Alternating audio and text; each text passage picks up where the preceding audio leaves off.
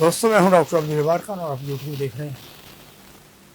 اس کو please subscribe کیجیے، share کیجیے، بیل آئیکن کو پریس کیجیے، کمنٹ کیجیے، لائک کیجیے.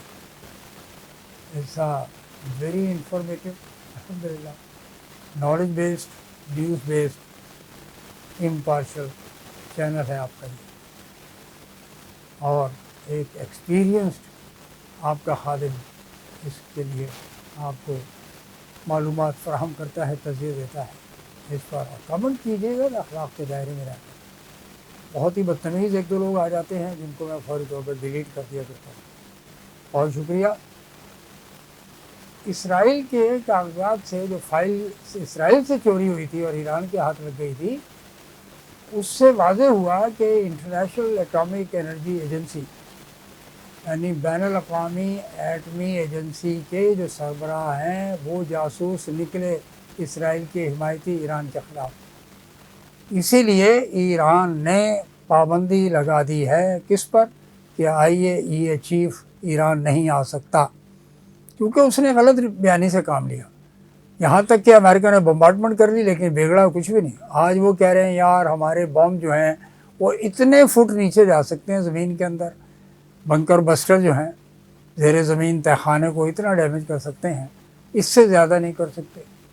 جبکہ کہتے یہ ہیں کہ جی ایران نے اس سے بھی گہرائی میں یہ کام شروع کیا ہوا ہے، nuclear uranium انرچمنٹ.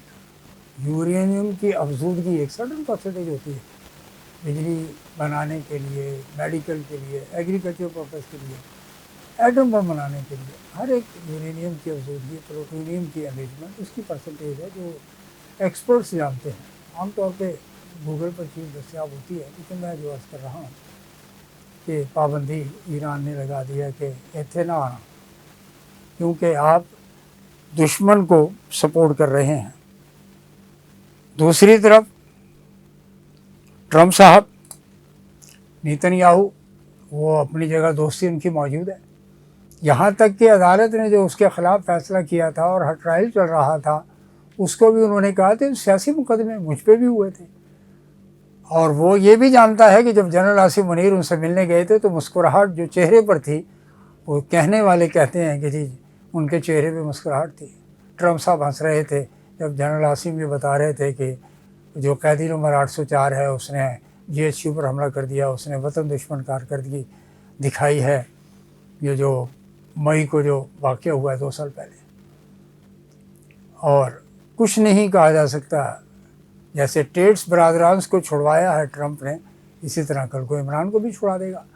He is waiting for an appropriate time. لیکن اس کا مطلب یہ نہیں ہے کہ اگر آپ نے کھانا کھا لیا ہے، ہمارے آرمی چیف صاحب نے کھانا کھا لیا ہے تو انڈیا سے معاملہ ٹھیک ہو گئے ہیں اور باقی امریکہ سے تعلقات ٹھیک ہو گئے وغیرہ. نو، انڈیا آج بھی کیا پلاننگ کر رہا ہے اس کے بارے میں ہمارے جو بڑے بڑے جو اسکالرز ہیں، اور وہ GHQ میں ہوں، GHQ سے باہر ہوں، حکومت وقف میں ہوں، حکومت سے باہر ہوں، تو ہائر ایجوکیشن میں بھی یہ کام ہوتے نہیں، ایسی ریسرچ ہوتی نہیں. تو وہ جو ہیں اپنے پوائنٹ آف ویو سے ریسرچ کراتے ہیں، نیوٹرل جو اسکالرز ہوتے ہیں ان سے ریسرچ نہیں کراتے. جیسے میں نے عرض کی کہ فورن آفس کے اندر بے شمار ایسی چیزیں ریسرچ کرنے کی جو نہیں کرائی جاتی، اس کے نتیجے میں ہمیں تکالیف کا سامنا کرنا پڑتا ہے اور مشکلات اٹھانی پڑتی ہیں. یہی حال کچھ اس طرح ہے کہ کسی کو نہیں پتا تھا کہ اتنا بڑا قدم مودی اٹھانے جا رہا ہے پاکستان کو نیوٹرلائز کرنے، پاکستان کو چائنا سے دور کرنے کے لیے. ایک بہت ہی بھاری سازش کا انکشاف جو انہوں نے خود کیا. پاکستان میں بے شمار لوگوں کو اس کے بارے میں پتہ ہی نہیں، کیونکہ ہمارے ویل آور اس کے اندر دلچسپی نہیں رکھتے. وہ یا تو حکومت کے خلاف چل رہے ہوتے ہیں یا حکومت کی حمایت میں چل رہے ہوتے ہیں. اور جتنے ماشاءاللہ تجربہ ان کا علم اور ریسرچ اور ایجوکیشنز ہیں وہ آپ اچھی طرح جانتے ہیں. تو دے آر لیسٹ کنسرن. میں آپ کی خدمت میں عرض کر رہا ہوں کہ یہ جو بوگی ہے یہ بہت اہم ہے. پاکستانی حکام کو اور پاکستان کے جو کرتا دھرتا ہے حسب اقتدار کے لوگوں کو، میں سیاسی بات نہیں کر رہا، اسحاق ڈار یا شہباز شریف یا خواجہ آصف، اس لیول کی ان کی پولیٹیکل میچورٹی اور عمر تو ہے. ایک وہ تجربہ ہے جو عمر کے ساتھ نظر آتا ہے. جی بہت ہی عظیم صحافی ہیں جی، کتنے 50 سال سے صحافت میں، اندر کیا ہے کچھ بھی نہیں ہے. تو یہی پاکستان کی سیاست کا حال ہے کہ اندر کیا ہے کچھ بھی نہیں ہے جی. اندرو ماٹھا ہے۔ تو یہ وہ صورتحال ہے جس پر آپ کو بڑی توجہ کی ضرورت ہے کہ انڈیا نے یہ جو بوگی چلی ہے، اور بھیجا کس کو تھا انڈیا نے؟ راج ناتھ سنگھ کو، وزیر دفاع، اور نیشنل سیکورٹی ایڈوائزر، جو فیک جیمز بانڈ ہے انڈیا کے، جنہوں نے اسکواڈ چھوڑے ہوئے ہیں قتل کرنے کے لیے یورپ میں، امریکہ میں، پاکستان میں بھی، اور لوگوں کو قتل کیا ہے انہوں نے۔ ان کی پراکسیز یہاں پاکستان میں کام کر رہی ہیں، اور ابھی وزیرستان میں جو کرفیو لگا دیا گیا ڈے کا، اس کا مقصد یہی ہے کہ تھوڑی سی ذرا چھان بین کی جائے کہ یہ اس کے پیچھے ایلیمنٹس کیا ہیں۔ آپ کو ہاٹ پرسوٹ پہ جانا پڑے گا، کیا پابندیاں ہیں، آپ کابل کی گورنمنٹ کے ساتھ جا کر بات کریں، کابل میں اپنا ڈیلیگیشن بٹھائیں ایک ہفتے کے لیے، اور اس دوران میں کارروائی کریں، ان کی اجازت کے ساتھ کام کریں۔ افغانستان کو انٹیگنائز نہیں کرنا۔ ہاں، افغانستان کو بتائیں کہ یہ جو لوگ ہیں یہ ہمارے ساتھ یہ کچھ کر رہے ہیں، ہمارے جوان مسلسل شہید ہو رہے ہیں، جانے دے رہے ہیں، اور میں سمجھتا ہوں کہ یہ افغانستان کے جو طالبان کا جو رجیم ہے کابل میں، وہ اس چیز کو سمجھے گا، مشکلات پاکستان کی سمجھے گا، تو وہ نہیں کبھی چاہے گا کہ پاکستان کے ساتھ جنگ ہو، بالکل نہیں ہونی چاہیے۔ دو برادرانہ there are two Muslim brothers, یہ جو ہیں ایران کے ساتھ عوام نے ثابت کیا، جس کا بہت بہت شکریہ ادا کیا ہے ایران کے حکام نے، حکمرانوں نے پاکستان کو زبردست شکریہ ادا کیا ہے۔ ایران کے جو چیف ہیں اس وقت جنرل بوسری، انہوں نے جنرل عاصم سے رپورٹڈلی بات کی ہے، اگرچہ میڈیا اس پہ بھی خاموش ہے۔ یہ تو اسلام آباد کی میڈیا کو چاہیے نا خبریں دینا، پی ڈی کے میڈیا کو، لیکن وہ انہیں چونکہ پوچھ کے کام کرنا ہوتا ہے، خواہ وہ جی ایس پی سے پوچھیں یا آئی ایس پی آر سے پوچھیں یا محسن نقوی سے پوچھیں، پھر وہ جا کے وہ خبر ریلیز کریں گے عوام کو۔ It's all compromise state of affairs. میں بتا رہا ہوں نا آپ کو، علامہ حلی نے جو کہا کہ حضرت امام حسین کے خلاف فتویٰ کس نے دیا؟ قاضی شورا نے۔ تو تصویر پورا کو پورا واقعہ آپ کو یاد ہے۔ تو بات یہ ہے محترم ناظرین کہ اس میں پاکستان کے عوام کو ایک کردار ادا کرنا پڑے گا۔ پاکستان کے عوام کو ایک یعنی ان کی اگرچہ مینڈیٹ ان کی چھن چکی ہے، لیکن مایوس نہیں ہوتے۔ پھر الیکشنز ہوں گے، پھر آپ کو اپنا ایک کردار ادا کرنا پڑے گا۔ ہاں، وہ کسی کو بھی دیں، آپ نواز شریف کو دیں، بلاول کو دیں، یا عمران خان کو دیں، کسی بھی جو آپ کی پسند کی پارٹی ہو، اور دیگر پارٹیز بھی ہیں، رائٹ ونگ پارٹیز بھی ہیں، ان کو دیں آپ ووٹ، لیکن اس کی سینکٹری، مریم نے کہا تھا نا کہ ووٹ کو عزت دو، کیا ووٹ کو عزت دی گئی ہے پاکستان میں؟ تو یہ جو لفاظیاں ہوتی ہیں، اس سے عوام میں غصہ پیدا ہوتا ہے، اور جب زیادہ غصہ پیدا ہوتا ہے تو ریئیکشن پیدا ہوتا ہے، اور جب ریئیکشن زیادہ پیدا ہوتا ہے تو اس کو کہتے ہیں جی ایکسٹریمزم کی طرف جا رہے ہیں، ملیٹنسی کی طرف جا رہے ہیں۔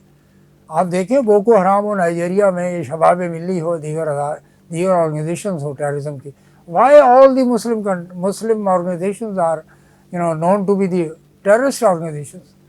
یہ سوچیں، ٹی ٹی پی کا نام آتا ہے، کیوں؟ اور انڈیا جو ہے وہ آتنکواد کا پورا کا پورا منترا پڑتا رہتا ہے۔ جو پیس فل ہماری آرگنائزیشنز ہیں یا پلیٹ فارمز ہیں، یہ گروپس ہیں، ان کو بھی کہتے ہیں آتنکواد ہے۔ مین لینڈ پہ حملہ کیا تھا جناب، میں آپ کو پھر ریمائنڈ کراتے چلوں، اور یہ صورتحال کسی وقت بھی پیدا ہو سکتی ہے۔ بالکل بھی آپ اس کو کہتے ہیں جی، اس کو ایزی نہ لیں، یعنی ہلکا نہ لیں، دوسرے لفظوں میں دشمن سوئے نہ سونے دے، دشمن کو کبھی انڈر اسٹیمیٹ نہیں کیا جاتا۔ تو these are the state of affairs. میں نے ایران کے حوالے سے آئی اے ای کی بات کی ہے کہ اس پہ پابندی انہوں نے لگا دی ہوئی ہے۔ دوسرے یہ ٹرمپ کے جو لنچ کیا جنرل عاصم منیر صاحب نے، وہ بھی آپ کے سامنے ہے۔ اور